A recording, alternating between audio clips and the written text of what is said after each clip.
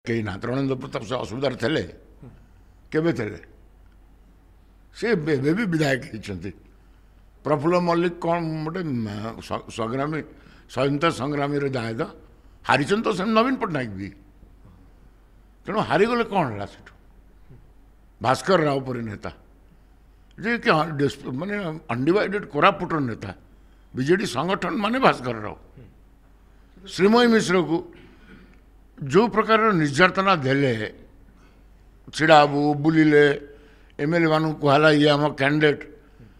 तेणु ताक गोटे एमती अणदेखा कल दल कौटी रखिल भी ना तेणु सी तार कौच जो मैंने कहते अंततः कम बुझंतु आम ग्रीवियंसटा केते जेन्युइन ना बुझिकी जदि अन्य माने गोटे एक्शन नेबे एटा गोटे डेमोक्रेटिक दलर सर श्रीमयी को ग्रीवेंस जेन्युइन समस्त grievance genuine sir Prafulla Mallik जा कहितले ठीक कहितले कहूँ प्रताप जेना इतिहास जाना कि जन स्वतंत्र संग्रामी दायद सी केन्दु लिफ्र आंदोलन बढ़ी सी अनेक सीनियर मुझे कहीकि भूल कर अनुताप कर मु जानवे सी अनुताप कर देखो किए कहार पढ़ला मुझे कथा कहीपर से मोर कोलिग